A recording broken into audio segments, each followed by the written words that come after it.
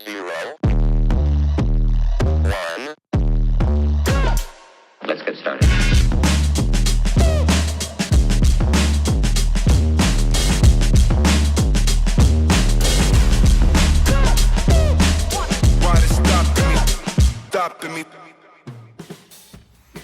Good morning guys. So papasok na tayo sa work. At ito lang naman ang dinutnan natin. Ayan.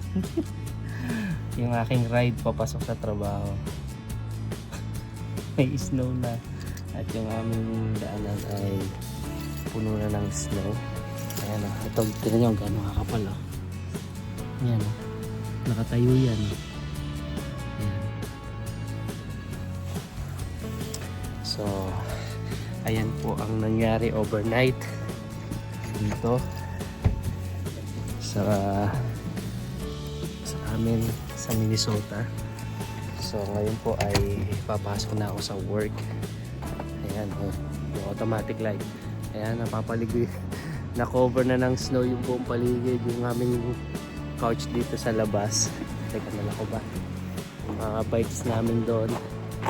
Ayan, ibig nyo?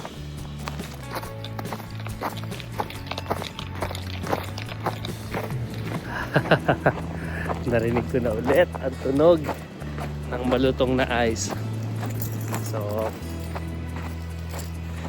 ayan, dahil malamig, so magkokotse po muna tayo.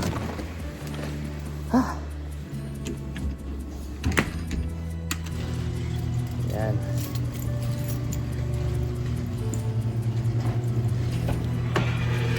Ayan, at sana ay lahat ng matadaanan ko ay safe at hindi masyadong mataas yung snow, kasi kapag mataas yung snow, sumasayad kasi yung ano natin, yung ilalim ng sasakyan kasi medyo mababa. So ngayon ay yan ang ating panalangin.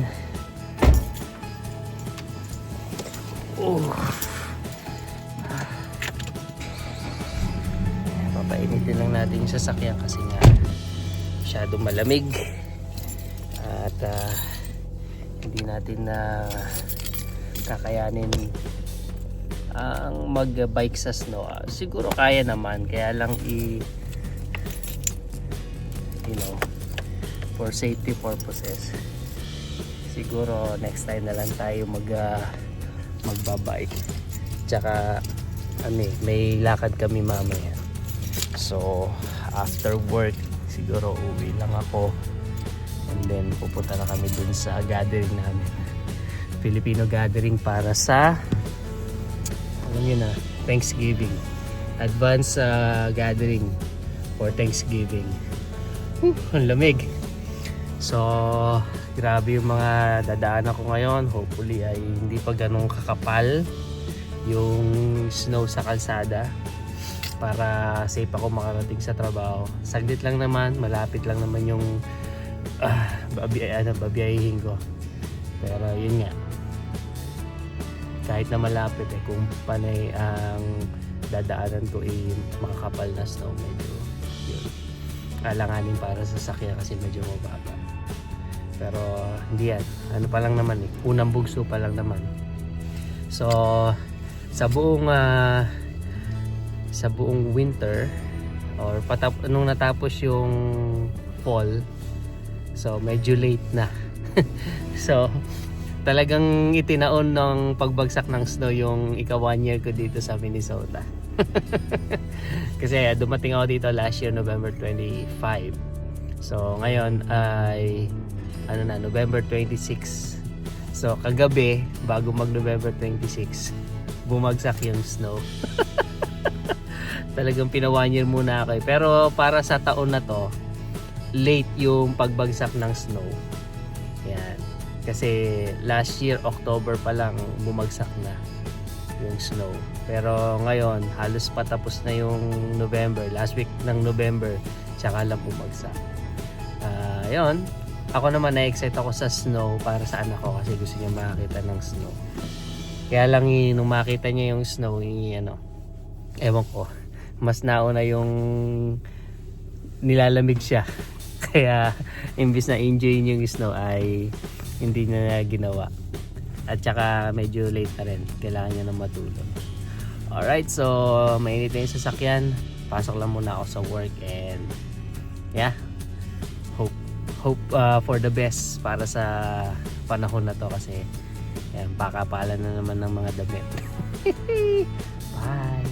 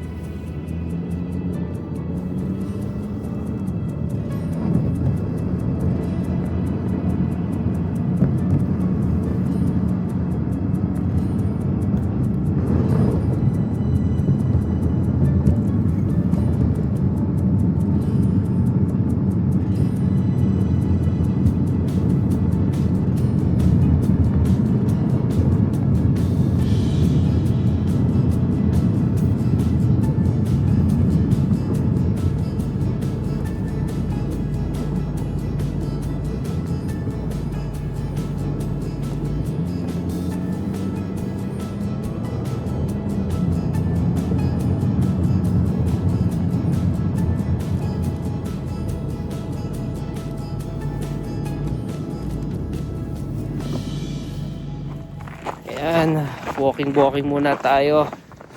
Grabe ang lamig. So rinig na rinig nyo naman. Ito ang dinadaanan ko. Ayan. Ito ang aking buhay dito. Ang aking magiging pang araw-araw na senaryo. Rinig nyo? Ito yung medyo problema. Kasi nauna yung ulan. Nauna yung ulan tapos biglang nag-snow. So yung mga tubig nanigas. Ngayon nagyelo. Pagka ganun ang nangyari, madulas. So delikado para sa mga naglalakad. So yun yung magiging trabaho ko mamaya. Kakayasin ko yung mga snow na yan. Ay. Pero antayin ko muna yung kasama ko para alam ko yung gagawin. So sa ngayon ay gagawin ko muna yung routine ko dito. Nakapaglilinis. Alright, so kita-kits.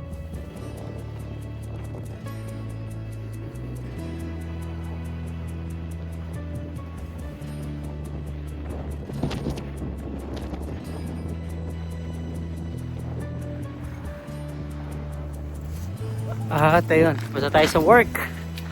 Tingnan nyo ang nangyari sa paligid. Ayan, ito na snow. Ayan yung ating sasakyan. So ayan lang, speed lang. So tapos na tayo sa work. Uwi lang tayo saglit para magpalit ng damit kasi pantrabaho ko pa yung suit ko. And then punta na ako ng Wilmar para dun sa Thanksgiving gathering namin ng mga fellow Filipinos dito. Alright, so see you later.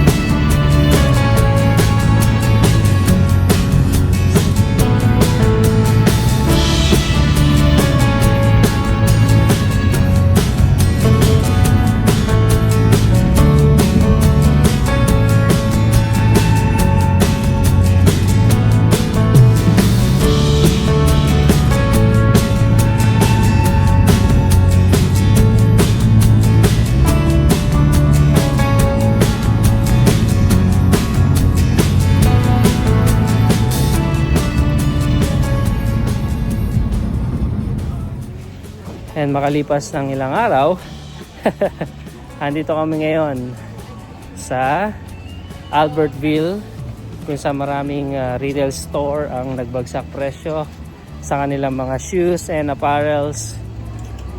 Ayan, so maraming tao ngayon na nagkakandarapan pumunta dito. Kahit saan ako tumingin ay maraming naglalakad dahil sinusubukan nilang pumunta sa mga sikat na retail stores dito like Nike, Puma, etc. etc. Name it. So lahat sila ay mayroong discounts kasi today is Black Friday. So alam na kung anong meron. Nagbabagsakan ng mga presyo ng mga bagay-bagay. So ako ngayon ay naglalakad mag-isa dahil naghahanap ako ng lugar ko saan makakabili ng gusto ko mabili. Kasi yung mga kasama ko nakakuha na sila ng nakakuha na sila ng mga gusto nila. Unang store na outlet na pinuntahan namin is Nike at mukhang doon sila pumaldo kasi ang dami nilang nabili. Ako ni isa wala pa kasi wala pa yung nagpapa-interest sa akin para bumili ng mga gamit dito. Hindi ko alam, may sakit na ata ako. Hindi ko na magustuhan yung mga bagay-bagay na nandito or talaga nagtitipid lang. Well, anyways, update lang. Yeah, try kong sulitin yung pagkakataon na nandito kami sa Albertville. So, kita-kits. At ngayon nga, natapos ko nang pasukin lahat halos ng outlet and wala. Wala talaga nagpapataas ng aking interest. Ayan. So, waiting lang tayo dito sa labas. Pero malapit na ako doon sa parking kung saan nakapark yung sasakyan na ginamit namin. So ano lang ako, passenger princess lang ako today. At bigo ang kuya na mahanap ang kanyang gusto. Pero okay lang.